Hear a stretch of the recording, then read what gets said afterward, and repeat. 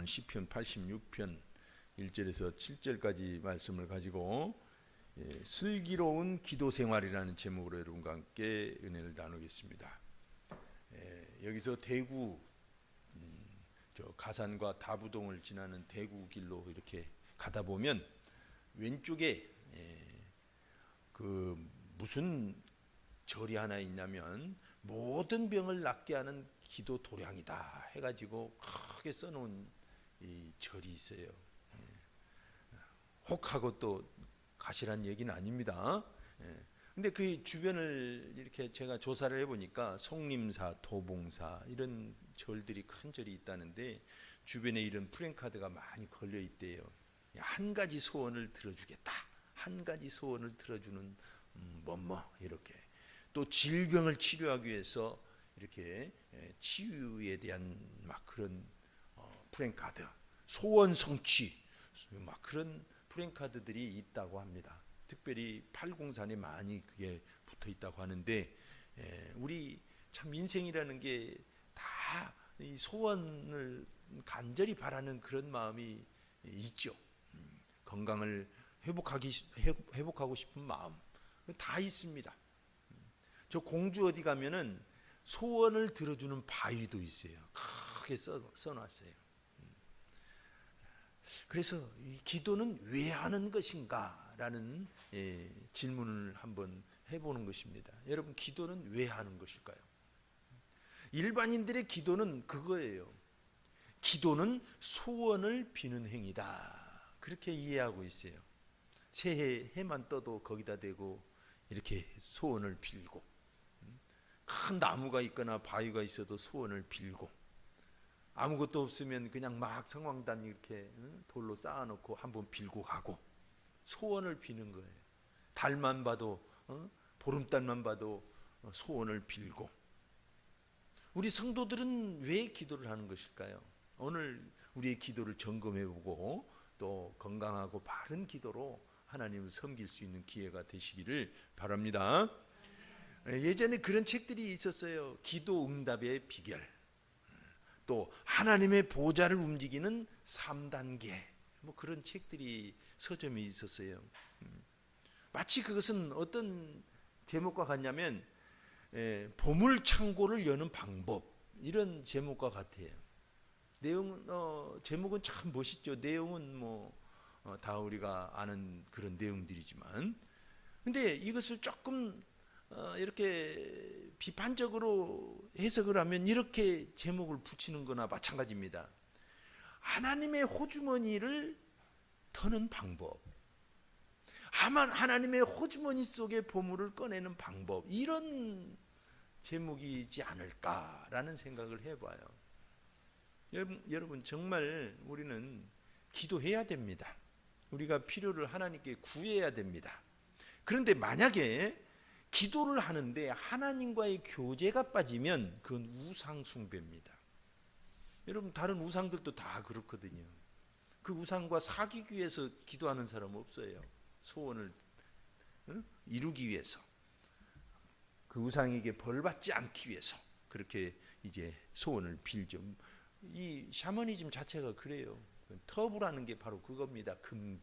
금기라는 건 자기가 섬기는 신에 대한 금기사항만 이렇게 얘기하는 거지, 그 신을 숭배하고 섬기고 사귀고 이런 건 없어요. 저도 연구 많이 해봤습니다. 그리고 또 뭐가 우상 숭배냐면 내 뜻만 관철시키려는 기도, 그것이 우상 숭배예요. 이거 주의해야 됩니다. 하나님은 우리의 뜻을 들어주시고 우리의 소원을 들어주십니다마는 내 뜻만을 관철시키려는 그런 막 집요한 기도는 우상 숭배입니다. 그리고 또 기도를 하는데도 신앙 성장이 없다, 그러면 그것도 우상 숭배예요. 자기를 돌아봐야 됩니다. 내가 바르게 기도하고 바르게 신앙생활을 하고 있나, 그런 기도를 한번 우리가 점검해 보는 거죠. 오늘 시편 86편 표제 1절을 보면 다윗의 기도라고 제목이 되어 있어요. 다윗의 기도입니다. 오늘 다윗의 기도를 살펴보면 다윗은 왜 기도를 했는지 먼저 질문을 하면서 우리가 시작할 수 있어요. 오늘 1절을 보니까 주의 귀를 기울여 내게 응답하소서. 하나님 내 귀에 내 말에 응답하소서. 귀를 기울여 주셔서. 우리가 임금님한테 가면 뭐라고 해요? 통촉하여 주옵소서. 그 말입니다. 이게.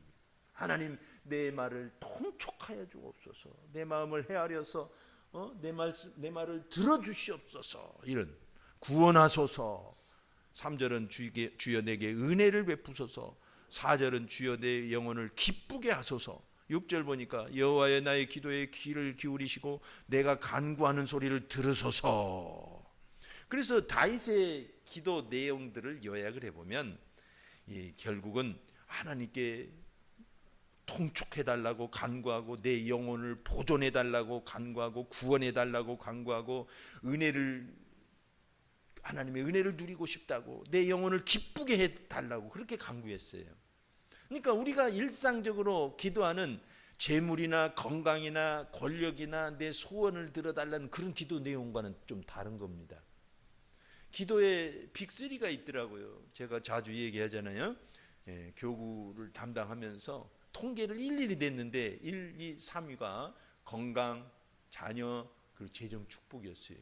근데 다윗은 그런 거 기도하지 않았습니다. 내 영혼이 기뻐하기를, 하나님을 갈망하면서 그렇게 기도를 한 겁니다. 그러니까 하나님을 지금 섬깁니다. 하나님을 체험하고 싶습니다. 내 영혼이 갈급합니다. 내 영혼이 바짝 말랐습니다. 나 돈 없어서 죽겠습니다. 그런 게 아니라 내 영혼이 정말 하나님을 향해서 목말라 합니다. 이런 기도를 많이 드렸던 것입니다. 그리고 내 영혼이 하나님 앞에서 기뻐하기를, 내 영혼이 잘 되기를, 요한일 3서 말씀처럼 내 영혼이 잘됨과 같이 내가 범사에 잘 되고 강건하기를 내가 간구하노라, 그런 말씀 있잖아요. 그런 것처럼 하나님 앞에서 영혼이 잘 되기를 구하는 기도를 그렇게 드렸어요. 이 다윗과 비슷한 아삽의 고라자손의 시를 보면, 고라자손 시 41편을 보면 시냇물을 찾는 사슴과 같다고 표현을 했습니다. 내가 여호와를 찾기에 갈급함이 시냇물을 찾는 사슴과 같다. 다윗도 그런 심정으로 지금 기도하고 있는 것입니다. 그래서 기도는 뭐냐? 본질적으로 하나님께 나아가는 행위입니다. 이게 대단히 중요한 거예요. 하나님 하면서 막 문제가 있든 없든 막 하나님께 나아가는 것, 그것 자체가 기도 행위인 것입니다. 그래서 기도의 본질은 뭐다? 하나님께 나아가는 것입니다. 그래서 하나님을 사귀고 하나님을 섬기고 그런 과정이 기도란 말이죠. 솔로몬이 이런 기도를 하나님께 드려서 하나님을 기쁘시게 했습니다. 기브온 산당에서 1000번제를 드리고 밤에 잠을 자는데 꿈에 하나님이 나타나셨어요. 네 소원이 무엇이냐? 내가 다 들어주겠다. 그랬더니 솔로몬이 뭐라고 하나님께 아뢰입니까? 하나님, 내가 이 나이에, 젊은 나이에 왕이 됐는데 이 많은 백성들의 그 하소연을 다 들어줄 수가 없습니다. 나 분별하는 능력을 주시옵소서. 듣는 귀를 달라고 기도했어요. 이걸 하나님은 뭐라고 해석했냐면 열왕기상 3장 9절에서 11절까지 보니까 누가 주의 이 많은 백성을 재판할 수 있사오리까 듣는 마음을 종에게 주사 주의 백성을 재판하여 선악을 분별하게 하옵소서, 이렇게 기도했어요. 그랬더니 하나님께서 그 말씀이 주의 마음에 든지라 그랬어요. 마음에 들었어요. 그 마음, 그 솔로몬의 기도가. 그리고 11절에 뭐라고 말씀하시냐면 이에 하나님이 그에게 이르시되 네가 이것을 구하노는도다.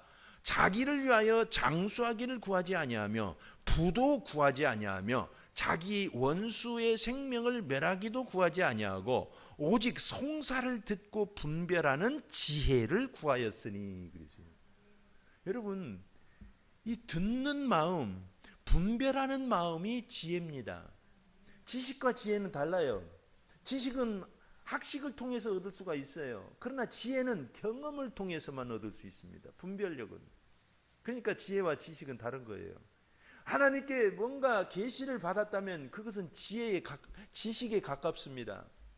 문제는 뭐냐면 그 지식을 분별하는 능력도 함께 은혜도 달라고 해야 되는 거예요. 분별을 해내야 돼요. 그러니까 예언이 다 좋다고 쫓아가는 게 아니라 분별력이 있어야 된다는 거죠. 그래서 바울은 한 사람이 예언하면 몇 사람이 둘러앉아서 분별하라고 고린도전서에 말씀하고 있습니다. 대단히 중요해요. 이게 지혜입니다. 솔로몬이 그걸 구한 거예요. 장수나 부나 원수들을 치는 힘을 달라고 한 게 아니라 분별력을 달라고 그렇게 하나님께 간구합니다. 얼마나 놀라워요. 하나님의 지혜를 달라는 거죠. 내 지혜로는 안 되니까. 여러분, 기도는 뭐냐? 하나님을 구하고 하나님의 지혜와 뜻을 구하는 행위입니다. 하나님께 나아가는 행위입니다. 자, 그렇다면 두 번째로 기도의 응답 조건은 무엇일까요? 기도를 하는데 응답 조건이 있어요. 예전에 교회를 한때는 연회당이냐 막 그런 좀 비난할 때가 있었어요. 처녀 총각들이 서로 만나려고 교회 많이 왔어요. 지금 좀 지금이라도 그랬으면 좋겠어요. 우리 교회 좋은 처녀 총각들 있잖아요. 어쨌든 그렇게 비난을 받았어요. 요즘도 교회 오빠, 교회 누나 뭐 그런 맘씨 좋은 오빠 누나들이 있잖아요. 그러다가 왔다가 어떻게 돼요? 하나님을 만나는 거예요. 그리고 장로가 되고 권사가 되고 교회 기둥이 되어서 훌륭히 하나님께 쓰임 받습니다. 그러니까 어떻게 보면 교회가 최고의 건전한 만남의 장소인 겁니다. 다른 데서 만난 것보다 천만 배 낫죠. 그죠? 그러니까 어쨌든 교회는 이렇게 필요를 따라서 내 니즈, 내 간절한 욕구를 따라서 왔지만 결국은 하나님을 만나서 새롭게 되어 인간이 되어가는 하나님의 정말 훌륭한 기둥이 되어가는 그런 곳이 바로 교회입니다. 그런 것처럼 기도도 마찬가지예요. 다윗이 하나님께 올렸던 기도의 조건들이 있습니다. 뭐냐면 1절에 보니까 여호와여 나는 가난하고 궁핍하오니 내 말씀 좀 들어달라고 통촉해달라고 그랬어요. 조건은 뭐예요? 내가 정말 필요합니다. 내가 궁핍합니다. 내가 필요가 너무나 많습니다. 왕이 뭐 얼마나 가난했겠어요? 다른 의미로 이런 표현을 썼겠죠. 내가 정말 하나님의 은혜가 필요하다는 뜻이겠죠. 또 2절에 보니까 나는 경건하오니, 이 경건한다는 말은 하나님께 은혜를 받았다는 뜻입니다. 원어를 보면 경건하면 얼마나 경건하겠어요. 다윗도 많은 죄를 저질렀는데. 그런데 2절에 뭐라고 말해요? 내 영혼을 보존하소서. 조건이 다 뭐예요? 하나님께 간구하고 내가 하나님의 은혜가 필요하고 내가 은혜를 받았고, 2절에 보면 내 주 하나님이여 주를 의지하는 종을, 주님을 의지하고, 또 3절에 보니까 주께 종일 부르짖기 때문에, 4절에 보니까 내가 주님을 우러러보기 때문에, 7절에 보니까 내가 주님께 부르짖기 때문에 나를 들어주시라고, 내 기도에 응답해달라고 그렇게 조건을 겁니다. 하나님께 조건을 걸 게 뭐가 있어요? 없어요. 근데 이런 현실 속에 내가 정말 간절히 원하는 니즈가 있습니다. 이게 조건이었어요. 그걸로 끝난 게 아닙니다. 그것만 있으면 다 다른 사람이랑 똑같아요. 거기다 플러스 뭐였어요? 하나님을 갈망한 거예요. 하나님의 은혜를 구한 거예요. 하나님을 의지하기 때문에 이런 기도를 좀 응답해 달라고 하나님을 붙드는 것입니다. 하나님을 우러러보는 것입니다. 만약에 여러분이 현실적으로 어려운 일이 있고 정말 해결할 수 없는 그런 막연하고 고통스러운 상황이 생겼다면, 니즈가 충만하다면, 그리고 플러스 하나님을 향해서 뜨겁게 갈망하는 마음이 있다면, 이건 기도의 충분 조건이 되는 것입니다. 여러분, 기도 누가 영성이 탁월하고 누가 신령한지 아세요? 하나님을 갈망하는 사람이 신령한 사람이에요. 성경은 그렇게 표현하고 있어요. 저는 예전에 청년 때 부흥사 목사님들이 오시면 막 예언도 하시고 성경적 지식을 통해서 일어났던 많은 기적적인 얘기들을 하셨습니다. 난 그분들 손만 잡아도 이거 손을 씻어야 되나 말아야 되나, 친구들이 막 그 목사님 악수하고 나면 야 너 그 절대 손 씻지 말아라. 그런 농담도 하고 그랬어요. 그렇게 신령한 분은 그런 분이라고 생각했어요. 근데 오랫동안 신앙생활하고 목회를 하니까 누가 신령한 사람이냐? 하나님을 갈망하는 사람이 신령한 사람이에요. 할렐루야. 하나님을 향해서 간절한 소원이 있는 사람들이 영성이 깊은 사람이에요. 우리는 그것을 믿습니다. 그래서 기도가 무엇인지 원어를 찾아봤어요. 구약과 신약을 다 찾아보니까 구약은 테필라, 테히나, 자크 뭐 이런 단어를 썼어요. 여러 단어가 있어요. 근데 이것은 뭐냐면 심판 앞에서 막 중재하는 그런 기도 드릴 때 이렇게 썼고, 또 이런 단어를 썼고, 자비를 호소할 때 썼고, 고통을 부르짖을 때 썼고, 하나님과의 언약 관계에서 공의와 긍휼을 구하는 그런 소통을 할 때 이런 단어를 썼어요.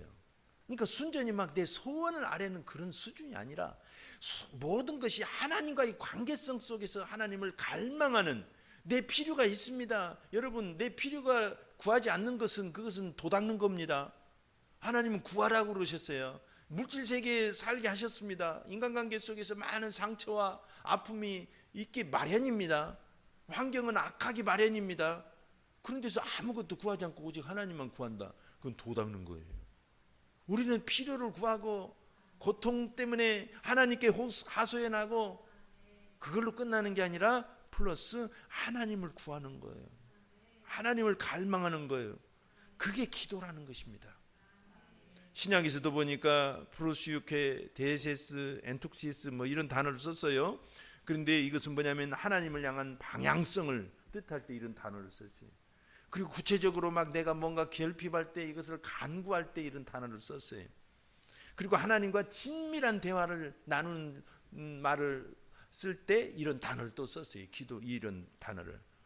그러니까 신약에도 구할 것이 많을수록 예수님을 찾고 보좌 앞으로 담대히 나아가는 그런 용어로 기도를 쓴 것입니다. 그러니까 여러분, 기도의 조건 뭡니까? 내가 필요한 것을 가지고 딴 데 가지 않고 하나님께 간절히 그분을 구하는 것입니다. 그분의 뜻을 구하는 것입니다. 예수님도 그렇게 기도 생활을 하셨습니다. 성경에 보면, 마가복음 보면 새벽 오히려 미명에, 새벽에 하나님을 그렇게 찾아가 기도 드렸어요. 산으로, 주로 감람산 가까운 데 가셨죠. 예루살렘에 계실 때는.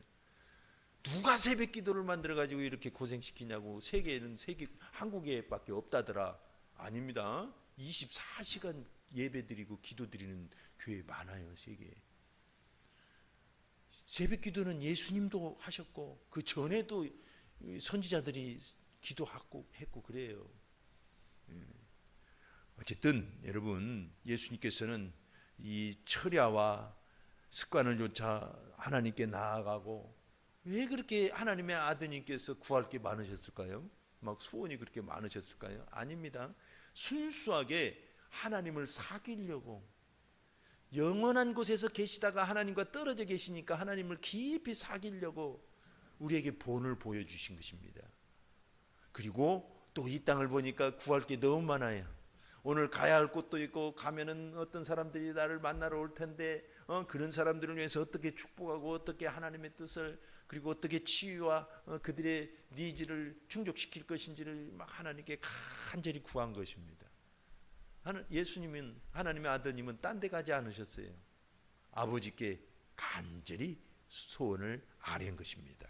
그래서 히브리서 5장 7절에 예수님의 기도 습관을 이렇게 표현하고 있어요. 그는 육체에 계실 때에 자기를 죽음에서 능히 구원하실 이에게 심한 통곡과 눈물로 간구와 소원을 올렸고 그의 경건하심으로 말미암아 들으심을 얻었느니라. 할렐루야. 예수님의 기도, 슬기로운 기도 생활이셨어요.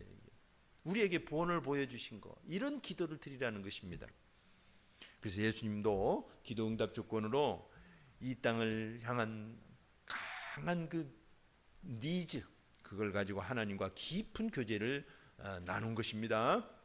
우리가 여러분 객지에 자녀들을 보내면 이제 자립해서 잘 사는 자녀들도 있지만 아직 돈이 필요한 자녀들도 있잖아요.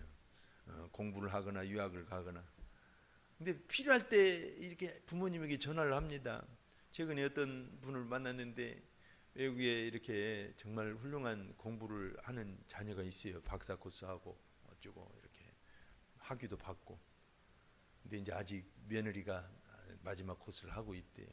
정말 한국에 돌아오면 큰 인물이 될 것 같아요. 근데 그렇게 좋은, 보고 싶고, 응? 아들도 손주도 낳았는데 보고 싶은데 전화 오는 게 무섭대요.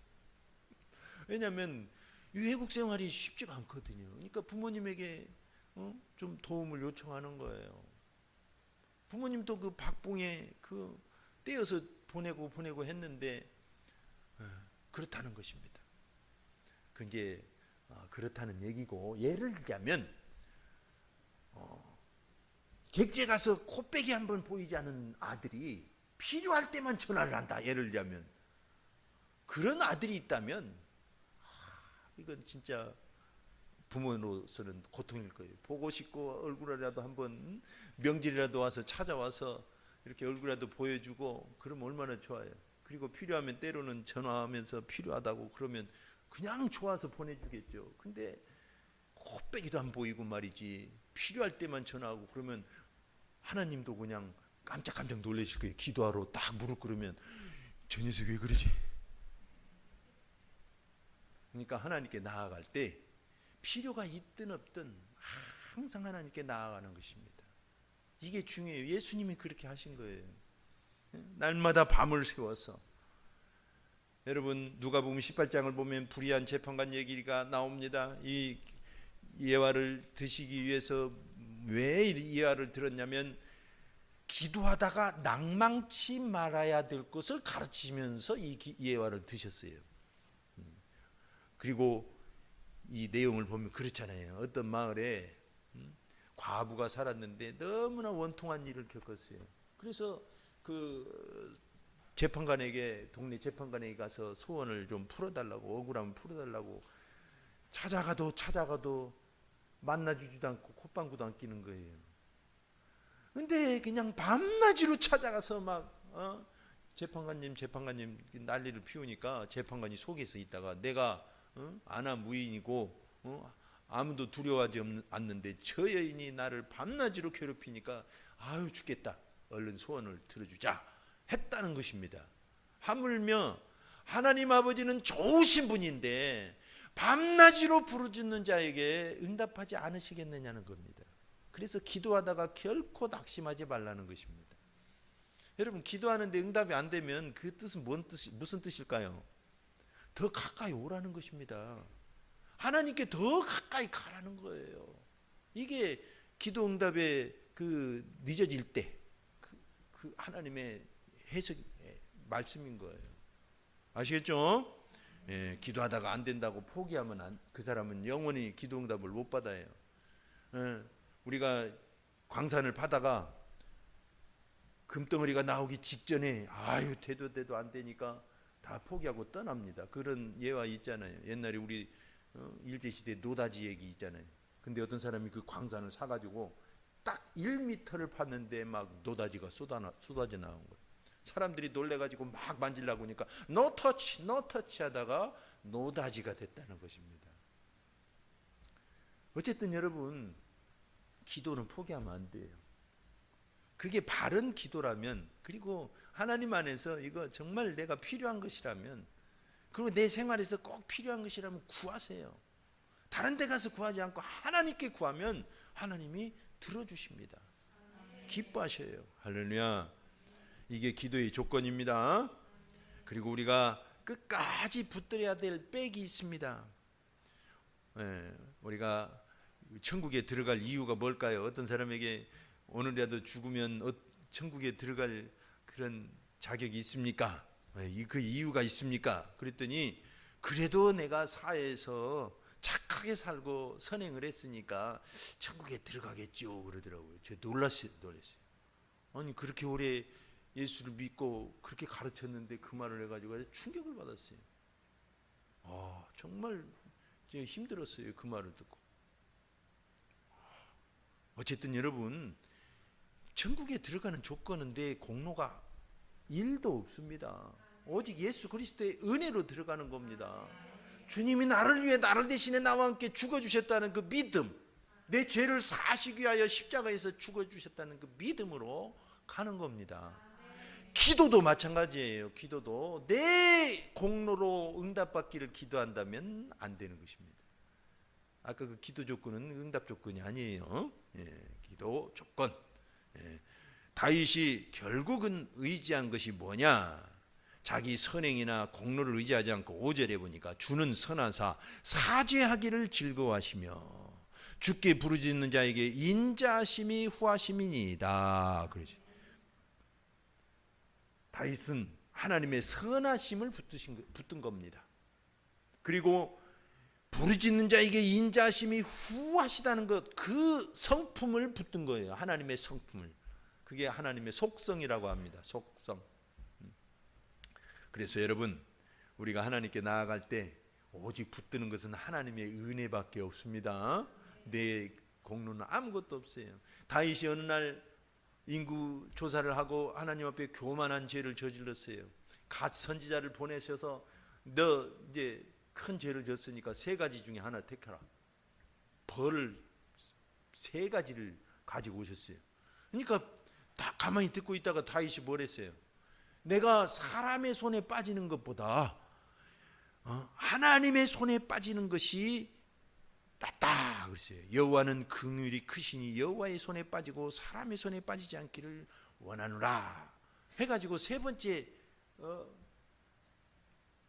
그것을 선택하잖아요. 3일간 온역, 빨리 하나님께 한 대 맞고 끝내자는 것입니다. 다윗의 마음은 사람들에게 막 3년 쫓기고 뭐 그런 거 없이, 이게 어떻게 보면 철면피죠. 그렇게 뻔뻔스럽게 교만한 죄를 저질러 놓고도 하나님께 하나님의 자비를 구한 거예요. 이게 믿음입니다. 할렐루야. 저와 여러분은 어차피 죄인이라 이만큼도 내세울 게 없거든요. 근데 하나님의 자비를 붙들면 하나님은 긍휼히 여겨주십니다. 하나님의 은혜를 붙들어야 될 줄 믿습니다. 그래서 예수님께서도 누가복음 17장에 진짜 믿음은 뭐냐면 나는 무익한 종입니다. 내가 마땅히 해야 될 바를 행한 것입니다. 나 칭찬받을 게 없습니다. 이렇게 말하는 것. 또 고린도전서 4장 7절 보면 네가 받았은 즉 어찌 받지 아니한 것처럼 자랑하느냐. 그래서 우리 자랑할 것이 없다는 것입니다. 다 하나님의 은혜라는 것입니다. 그래서 우리 장로교 개혁할 때 모토가 뭐였어요? 솔라 그라치아, 오직 은혜. 솔라 피데, 오직 믿음. 솔라 스크립투라, 오직 성경. 이런 말씀들을 붙잡고 개혁을 했잖아요. 하나님의 은혜밖에 없습니다. 기도하는데 조건은 하나님의 은혜예요. 근데 놀랍게도 하나님은 은총이 후하셔서 구하는 자에게 다 그 은혜를 베푸셔요. 그러니까 그 은혜를 붙잡는 것입니다. 자, 말씀을 마칩니다. 예전에 우리 신앙의 선배들은 산에 가서 소나무 뿌리를 흔들어 캐면서 막 기도를 했대요. 막 흔들다 보면 캐졌다는 것입니다. 그걸 많이 얘기 들었잖아요. 그런 기도의 야성이 있었어요. 저도 산기도 자주 가봤어요. 대전에 있을 때 기도원도 가보고. 그럴 수 없으면 이 교회 왔을 때 여러분 간절히 기도하시길 바랍니다. 합심해서 사모님이 막 기도하자고 하는데 사모님만 혼자 막 목이 아파가지고 막 하고 와서 양각산 드시고 가서 또 하고 그렇게 만들지 마시고 여러분들이 막 해야 돼요. 할렐루야. 그게 기도인 것입니다. 기도는 뭘까? 슬기로운 기도 생활은 뭘까? 내 소원에게가 아니라 하나님께 나아가는 것입니다. 나의 뜻을 내려놓고 게세마네 기도처럼 하나님의 뜻을 구하는 것. 기도는 뭡니까? 기도 응답 조건이 뭐라고 그랬어요? 내 필요가 있는데 그걸 하나님께 가서 하나님을 갈망하면서 오직 하나님의 은혜로만 이걸 해결해야 내 영혼이 만족합니다 하고 붙잡는 것. 그리고 결국은 내 공로가 아니라 하나님의 자비와 하나님의 긍휼을 붙잡는 것이라고 오늘 배웠습니다. 자, 일주일 동안도 이 기도로 큰 은혜가 있으시기를 축원합니다. 이 시간 합심해서 한번 기도하겠습니다. 기도할 때